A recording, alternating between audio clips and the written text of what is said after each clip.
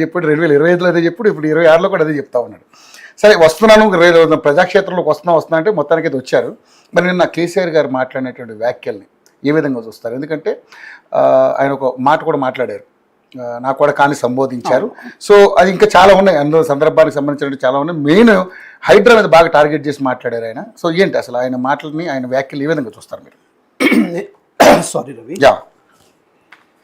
నిన్న జరిగినటువంటి సభలో వాళ్ళు చేసిన సభకు అక్కడ ఈ సమీకరణ కానీ నిన్న జరిగినటువంటి సభ ఉద్దేశం ఏంటంటే రోజు రోజు రోజు రోజు పార్టీ పరిస్థితి దయనీయంగా మారిపోతుంది. బీఆర్ఎస్ పార్టీ అంటే దానికి ఉదాహరణలు కూడా ఇస్తారు. రోజు రోజు దాని పరిస్థితి దయనీయంగా మారిపోతుంది. ఈ కుటుంబంలో ఈ పంచాదుల వల్ల ఒకసారి కూతురు, ఒకసారి అల్లుడు, ఒకసారి కొడుకు, ఇదంతా దయనీయ పరిస్థితి మారిపోయింది. జీవన్ రెడ్డి అనే వ్యక్తిని ఒక రీజన్ చూపించినారు అంతవరకు. అక్కడ Jeevan Reddy behind the subject ఏంటంటే ఉన్న కార్యకర్తలన్నా కాపాడుకుందాం, పోయిన ఎమ్మెల్యేస్ పోయినారు, లేకపోతే కార్యకర్తలు వెళ్ళిపోతున్నారు, పార్టీ మొత్తం నిరుత్సాహపడిపోయింది.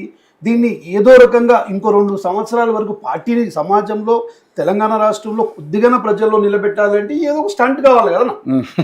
ఇప్పుడు అంటే నా వ్యక్తిగత అభిప్రాయం ఏంటంటే ఈ మీటింగ్ కేవలము వాళ్ళ అస్తిత్వం తెలంగాణలో ఉంది అని చూపించుకోవడానికి సభ తప్ప ఈ సభ నా తెలంగాణ ప్రజలకు ప్రయోజనకరంగా కాదు, ఈ సభ నా టీఆర్ఎస్ నాయకులకు ప్రయోజనకరంగా కాదు. నంబర్ 1. నంబర్ 2 పాయింట్, మీరు ఏమన్నారు? కొడుకాను సంబోధించి, నిజంగా కొడుకుకే సంబోధించండి అండి.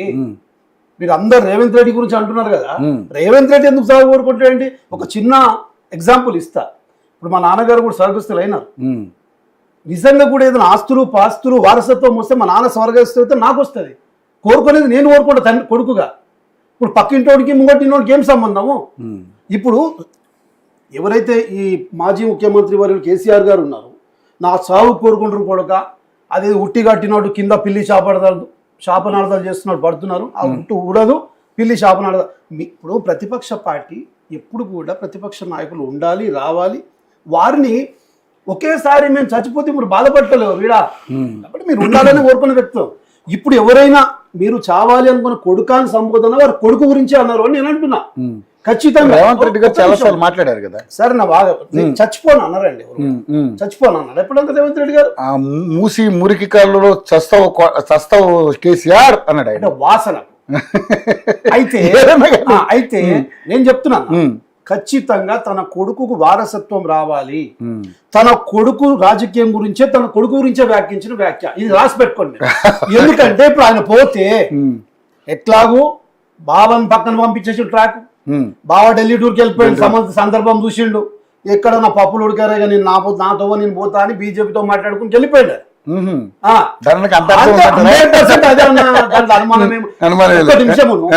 ఏ సభలన్నా హరీష్ రావు లేని సభ అప్పుడు చూపించాను.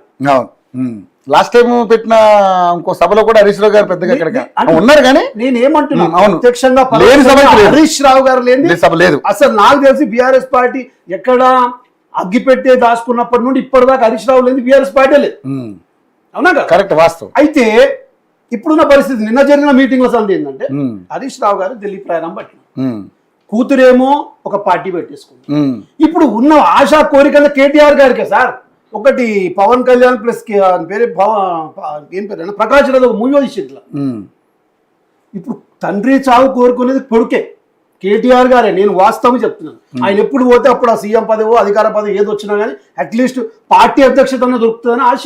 అంటే కెమెరామెన్ గంగతో రాంబాబు లాగా ఉంటుంది. నేను అదే చెప్పబోతున్నాను, 100% అదే. ఇక అంశము చాలా మాట్లాడింది. ఏమన్నాడు? 2014 ముందు తెలంగాణ రాష్ట్రం లేనట్టు, 2014 ముందు మేమందరూ పుట్టలేనట్టు, 2014 తర్వాతనే తెలంగాణ సమాజం కలిదరుస్తున్నట్టు, ఇవన్నీ కూడా మాట్లాడింది. సరే అన్నిటి మీద నేను మాట్లాడాను, మీరు అడిగిన దానికి సమాధానం చెప్తాను. ఏమండి, ఇవాళ జీవన్ రెడ్డి గారు జాయిన్ చేసుకున్నారు.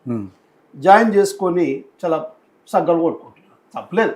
ఇప్పుడు ప్రజాస్వామ్యంలో ఎవరు ఏ పార్టీలైనా జాయిన్ అవ్వచ్చు, దానికి ఏం తప్పు. కానీ ఒక వ్యక్తి జాయిన్ అవ్వడం వల్ల దాన్ని అడ్డు పెట్టుకుని మళ్ళీ 2023 డిసెంబర్ నుండి ఇప్పటి వరకు అసెంబ్లీకి రావు.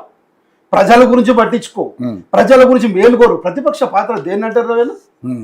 అంటే ప్రజల పక్షాన్ని నిలబడేవాడే కదా, ప్రజల పక్షాన్ని పోరాడేవాడే కదా. స్ట్రాంగే. సంవత్సరానికి నెలకు 5-6 లక్షల రూపాయలు మీకు వేచిస్తుంది ప్రభుత్వం. అది తీసుకుంటూ నువ్వు ఇంట్లో పండుకోవడానికి నిజంగా ప్రజల మీద ప్రేమ ఉంది. నిన్నేవో ఇది ప్రశ్నలు అడిగినావో స్టేజ్ మీద, అదే ప్రశ్న అసెంబ్లీ అవును. దానికి సమాధానం దాని ఏమంటారు, మీకు ముఖ్యమంత్రి గారు మీ ముందరనే ఉంటారు, సమాధానాలు చెప్పలేదు. దానికి సంబంధించిన మంత్రులు ఉంటారు, అక్కడ తేలిపోతుంది నీలా పాలా అనేది. నీ వేదిక మీద నువ్వేమని చెప్పుకోవచ్చు, దానికి ప్రశ్న ఉంటుంది కానీ సమాధానం ఉంటుంది. నువ్వు అసెంబ్లీకి రా, నీకు సమాధానం దొరుకుతుంది. కానీ రావు. ఎందుకు రావు అంటే నువ్వు చేసినటువంటి బయటపడతాయి. ఇది వాస్తవం జరిగిన పరిస్థితి. ఇక కరెంట్ ఎటు పోయింది, నీళ్ళు ఎటు పోయింది, రైతు బంధు ఎటు పోయింది, దళిత బంధు ఎటు పోయింది, ఇవేనా అన్నది? దళిత బంధు ఎప్పుడు స్టార్ట్ చేసిండ్రు? అది మన హుజూరాబాద్ బై ఎలక్షన్. నువ్వు వచ్చింది 2014లో, మొన్న 2023 2 years 18 తర్వాత, just 2 years before by election రాగానే 10 మందికి దళిత బంధు ఇచ్చి దళిత బంధు. అదేంది మీరు గమనించండి, మీరు ఆన్ రికార్డ్ ప్రభుత్వం వెబ్సైట్ లో ఉంటుంది. 2014 నుండి వాళ్ళు 23 వరకు మాకు ఎస్సీ సపరేట్ గా దీనికి ఫండ్స్ ఉంటాయి. ఎస్సీ కార్పొరేషన్ మొత్తం పైసలు ఒక్క రూపాయి వరకు ఇచ్చింది లేదండి. 10 సంవత్సరాల పైసలు తీసుకెళ్ళి కాళేశ్వరం. ఆఖరిలో ఎన్నికల్లో భయపడి దళిత బంధాన్ని ఊరికొక్కరికి ఇచ్చుకుంటా అదొక స్క్రీన్ మీద ఇచ్చింది. అంతవరకే. ఎవరు ఇవ్వద్దన్నారు? మీకు 10 ఏళ్ళు ఉన్నారు కదా, మరి ఎందుకు ఇవ్వలేకపోయినారు? కేవలం మీరు అంతా ఎలక్షన్ స్టంట్ రావాలి, ఎందుకంటే వేరే ఉద్దేశం లేదు. ప్రజలు కూడా అంత సీరియస్ తీసుకుంటలేరు. ఇక జీవన్ రెడ్డి అన్ననైతే పాపం ఆయన అంత ఏజ్ లో 75 ఏళ్ళు క్రాస్ అయినాడు. కాంగ్రెస్ ప్రభుత్వం ఆయనకి ఎంత గౌరవించాలో అంత గౌరవించింది. 14 సార్లు బీఫామ్ ఇచ్చింది, 3 సార్లు ఎంపీకి కార్డు ఇచ్చింది, ఎమ్మెల్సీ ఒకసారి ఇచ్చినారు. ఇప్పుడు ఆయనకి ఏం తక్కువ చేశారని ఆయన కూడా చేశారు. అధికారమే పరమవదంగా భావించొద్దు. రాజకీయాలు ఉంటాయి పోతాయి, సరే నీ అదృష్టం బాగా. ఆయన అధికారం గురించి అయితే కాదనేది తేటతెల్లం అవుతుంది కదా మోహన్ గారు. ఎందుకంటే ఏదైతే అంటే ఎక్స్ పార్టీ నుంచి గెలిచినటువంటి వ్యక్తిని మీ పార్టీలో జాయిన్ చేసుకుంటే మరి అక్కడ సీనియర్ గా ఆయన ఉన్నప్పుడు ఆయన ఎలా ఇమ్మడగలడు అనేది మీరు ఎందుకు ఆలోచించలేకపోయారు? కరెక్ట్. మంచి క్వశ్చన్ అడిగినారు, మంచి క్వశ్చన్. మేము 64 మంది 25 మంది ప్రభుత్వం 2023 డిసెంబర్లో వచ్చినప్పటి నుండి మాకు కొంతమంది గుంటనకలు తయారైపోయి కుట్ర చేసి మేము ప్రభుత్వం పడేస్తాం, ఇదే కేసీఆర్ గారు మేము ప్రభుత్వం పడేస్తాం, స్టార్టింగ్ లో అన్నారు. అవును, ఫస్ట్ మీ పార్టీలో ఉన్నటువంటి ఎవరు కడి శ్రీహరి గారే అన్నారు, ఎవరు కాదు అక్కడ కాదు, కడి శ్రీహరి గారు స్టార్ట్ చేశారు. పడేస్తాం అంటే ఇప్పుడు ఉదాహరణకు నేను ఈ కుర్చీలో కూర్చున్నా అన్న, నేను పడేస్తాం అంటే నేను ఏదైనా సపోర్ట్ చూసుకుంటానా, ఇట్నే కూర్చుంటానా? నేను ఏదైనా పట్టుకోవడమో కట్టబట్టుకోవడమో సపోర్ట్ చూసుకుంటా కదా. ఇప్పుడు ఆ పార్టీ నిలబడాలి. 10 ఏళ్ల నుండి మమ్మల్ని తెలంగాణ రాష్ట్రం అంతా ఈ గడిల తెలంగాణ దొరల గడిల బందీ అయినది, ఇప్పుడే విముక్తి అయినది. మళ్ళీ వీళ్ళు పడేస్తామని మళ్ళీ లేనిపోని కొంతమంది ఇబ్బందులు పెడుతున్నారు. కాబట్టి ప్రజాపాలన కొనసాగాలి. ఏదైతే ఈ 10 ఏళ్ళు విధ్వంసం జరిగింది వాళ్ళ పునర్నిర్మించాలి తెలంగాణ ఉద్దేశంతో ఎవరైతే గెలిచిరో కొంతమందిని తీసుకొని ప్రభుత్వాన్ని నిలబెట్టాలనే ఉద్దేశమే తప్ప వేరే ఉద్దేశం కాదు. దీనికి మొత్తానికి స్టార్ట్ చేసింది, సెల్ఫ్ స్టార్ట్ ఇచ్చింది మీరే కదా, వేరే వాళ్ళు కాదు కదా. స్వయాన ముఖ్యమంత్రి ఈ స్టేట్మెంట్ ఇస్తే మరి మేము కూడా ఇక్కడ రాజకీయాలు చేయడానికే ఉన్నాం. ఎవరు గతంలో కేసీఆర్ గారే అన్నారు, ఏమంటే మీరు ఇలాంటి రాజకీయాలు ఎందుకు చేస్తున్నారు అంటే మేము సన్యాసాల ఆశ్రయం పెట్టడానికి రాలేదు, రాజకీయాలు చేయడానికి వచ్చినామని కేసీఆర్ గారు అన్నారు. ఇప్పుడు మేము కూడా రాజకీయాలు చేయడానికే వచ్చినాం, ఇలా ఆశ్రయం పెట్టడానికి రాలే. ఖచ్చితంగా చేస్తాం రాజకీయం, ప్రజల మేలు గురించి చేస్తాం. రాజకీయం ఎందుకు చేస్తారు, ఏ రకంగా చేస్తారు? ప్రజల సంక్షేమం కోసం చేస్తారా లేకపోతే మీరు చెప్తున్నా? ప్రజల సంక్షేమం, ప్రజల అభివృద్ధి, తెలంగాణ రాష్ట్ర అభివృద్ధి. ఏదైతే 10 సంవత్సరాలు తెలంగాణను విస్మరించి తెలంగాణ అస్తిత్వాన్ని దెబ్బతీసి 10 సంవత్సరాలు కేవలం ఒకే కుటుంబం కోట్ల రూపాయల నిధులు, ఒక కాళేశ్వరం పేరు మీద లక్షల కోట్లు, ఒక్క ఉద్యోగం లేదు. చాలాసేపు అన్నారు, నాకు మొత్తం సమయం నాకే ఇవ్వాల్సి అంత సమయం అంట. ఏమన్నారండి, నిరుద్యోగ వృత్తి 3500 ఒక్కరికన్నా ఇచ్చినారా సార్? ఒక్కరికి. నా దగ్గర ఉంది ఆయన మాట్లాడిన మాటలే మాకు చెప్తాను. నిరుద్యోగ వృత్తి ఇంటింటికి డబుల్ బెడ్రూమ్ 7 ఇచ్చినారండి. డబుల్ బెడ్రూమ్ ఒక్కటి రెండు అర్హులైనందుకు డబుల్ బెడ్రూమ్, ఇంటింటికి డబుల్ బెడ్రూమ్ అర్హులైన వాళ్ళకి. ఇంటింటికి ఒక ఉద్యోగం, 3,500 రూపాయలు నిరుద్యోగ వృత్తి, కేజీ టు పీజీ ఉచిత విద్య, నిర్బంధ విద్య, కులాలకు మతాలకు అతీతంగా ఒక్క దగ్గర కట్టిస్తా. అట్లాగే మండలానికి ఒక 100 పడకల ఆసుపత్రి కట్టిస్తా. మూసి ప్రక్షాళన చేస్తాను ఎవరన్నారండి? ఈయన అనలేదా? మన ఎవరు సుధీర్ రెడ్డి గారిని కూడా పెట్టారా? ట్యాంక్ బండ్ ఏమన్నారండి?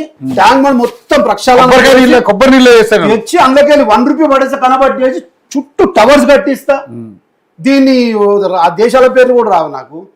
ఇస్తాంబుల్ ఇంకో దేశం అట్లా తయారు చేస్తా. ఎవరన్నారు సార్ ఇది? సింగపూర్ కాదండి, మంచి పేరు. ఇవి చేస్తా అన్నాడు. ఎవరు అడ్డుపట్టారు 10,000 వీళ్ళకి? మూసీ పైన ఉన్న ఇల్లు లేదు, చెరువుల పైన నాలాల పైన ఉన్న ఇల్లు 28,000 ఉన్నాయి అధికారికంగా. ఏమన్నాడైనా దయనీయంగా కూల్చేస్తాం, అధికారులు కూల్చేస్తారు, రిపోర్టర్లు కూడా సహకరించాలి, ఖచ్చితంగా కూల్చేస్తాం అని కేసీఆర్ గారు నా దగ్గర చట్టం ఉంది అసెంబ్లీలో అన్నాడు ఆయన. అది మంచి డైలాగ్ అన్నాడు. నిర్దాక్షిణ్యంగా కూల్చేస్తాం, రిపోర్టర్లు కూడా మీరు ప్రభుత్వానికి సపోర్ట్ చేయాలి. అంటే అధికారంలో ఉంటే ఒకలాగా, ప్రతిపక్షం ఉంటే ఒకలాగా, ఈ డబుల్ మైండెడ్ సార్. మరి ఇప్పుడు నేను రాగానే మరి